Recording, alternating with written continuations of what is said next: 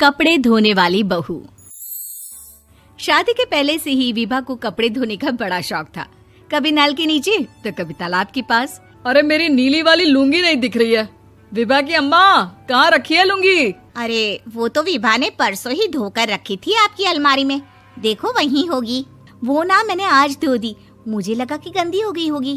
अरे कैसे गंदी हो गई थी? उसे तो मैंने पहना भी नहीं। हे भगवान, इस लड़की के कपड़े धोने की आदत से परेशान हो गया हूँ मैं।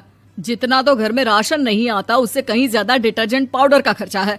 इसकी शादी करवा दो, शादी जाए अपने घर में ही करे काम, फिर चाहे घर के कपड़े धोने हो या पूरे गांव के। हाँ ठीक बोल रही हूँ, देखता हूँ मैं कोई लड़का। वो दिन भी आ जाता है जब विभा को देखने लड़के वाले आ जाते हैं। लड़की मुझे अच्छी लगी। होने वाली सास कहती है, बेटी अगर कुछ पूछना है तो पूछ लो। वैसे तो हमारी लड़की बहुत ही शर्मीली है, जो बोल दो वो मान लेती है, इसे क्या पूछना होगा। अरे कैसी बात कर रही हो माँ, मुझे इन लोगों के घर रहना है, सवाल तो कई है। हाँ हाँ बेटा, पूछ लो ना, क्या पूछना है। आप लोगों के घर कपड़े कौन धोता है? सास का मुंह बन जाता है। देखो, अगर तुम ये कहना चाहती हो कि तुम्हें कपड़े धोने नहीं आते तो सुन लो, कपड़े मैं ही धोती हूँ, लेकिन तुम्हारे आ जाने के बाद मैं रुमाल तक नहीं धोऊंगी। अरे चुप रहना भाग्यवान, बहू बेचारी घर आई नहीं, उसे डराना शुरू कर दिया। वो क्या है ना बिटिया, अभी तक तो ये कल्लू की माँ ही धोती थी, लेकिन अब तुम्हारे पापा तो दहेज में वॉशिंग मशीन देंगे ही।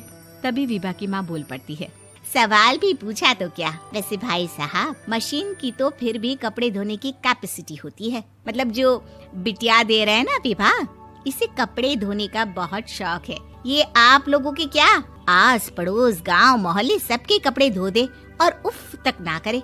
बाहर देखा नहीं आपने कितने कपड़े सूख रहे हैं?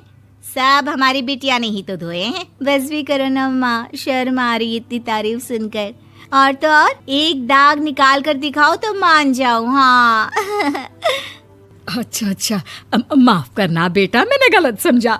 हमें तो रिश्ता बहुत पसंद है। और ऐसे जुड़ जाता है रिश्ता कपड़े धोने का शौक रखने वाली विभा का। उसकी शादी हो जाती है कोयला फैक्ट्री में काम करने वाले कल्लू के साथ। शादी के बाद अचानक विभा चिल्लाती हुई सास के पास आती है। सासू माँ, अरे सासू माँ कहाँ है आप?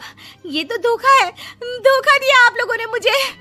इसे ससुर के चक्कर के बारे में पता चल गया। अरे तो उसमें तुझे क्यों धोखा मिला है? अरे नल में पानी नहीं आता, कपड़े कैसे कब धुलेंगे? अच्छा, तू पानी नहीं आ रहा उसकी बात कर रही है। तो आपने क्या सोचा? कुछ नहीं। अच्छा, तेरी माँ ने कहा था कि कपड़े धोने का शौक है तुझे, याद आया मुझे। शौक बोलकर कपड़े धोने वाले मेरे जुनून को कम ना आके सासू माँ, कपड़ा धोना मेरा गुरूर है।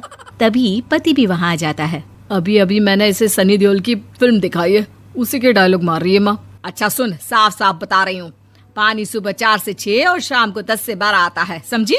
विभा टाइमिंग सुनकर हैरान हो जाती है। ये क्या भूतों का मोहल्ला है?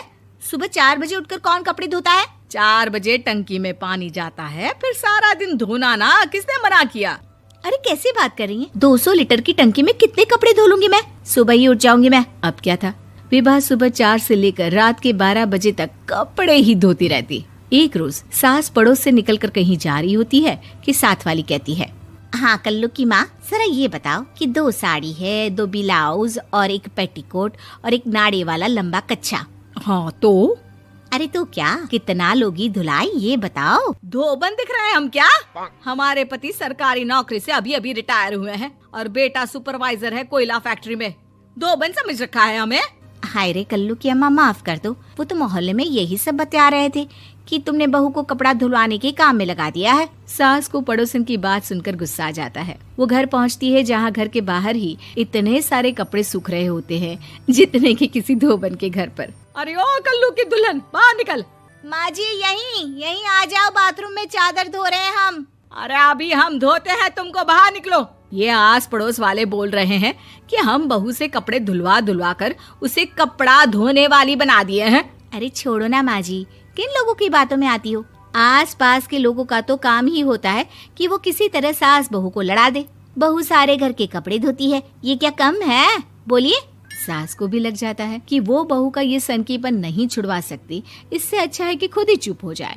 एक रोज सास और बहू मंदिर जाते हैं, जहाँ सास की साड़ी वहाँ खड़ी भीख मांगने वाली से मिलती है। माँ जी क्या बात है, आपकी साड़ी उस भिखारन से कितनी मिल रही है ना? हाँ हाँ देखो तो, दोनों की साड़ी मिल रही है। क्या बात है कल्लू की अम्मा, तुम खुद को तो अफसर की बीवी बताती हो और ऐसी सिंपल सी प्लेन साड़ी पहनकर घूमती हो। सिंपल और प्लेन नहीं है ये साड़ी। तो क्या सोने के धागे से फूल बने हैं?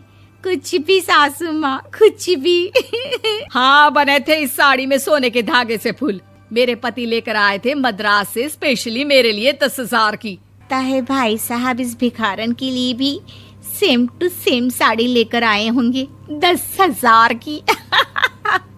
सास उस वक्त तो कुछ नहीं कहती, लेकिन बहू के साथ घर आती है और अलमारी से एल्बम निकाल कर लाती है। ये साड़ी देख रही है, ये वही साड़ी है जिसे मैंने अभी पहना था। इस साड़ी में ये जो चमकदार फूल दिख रहे हैं ना, ये सोने के धागों से काढ़े गए हैं। लेकिन तू लोकल वॉशिंग मशीन ब्रश से घिस घिस कर सारे फूलों को निकाल कर साड़ी प्लेन कर दी। मुझे माफ कर दीजिए सासू माँ। और तो और, जब मैंने तुझे तेरी गलती के लिए कुछ नहीं कहा, लेकिन तूने तो सबके सामने मेरा मजाक ही बना दिया। क्यों? बहू को समझ में आ जाता है कि अब से उसका कपड़े धोना बंद।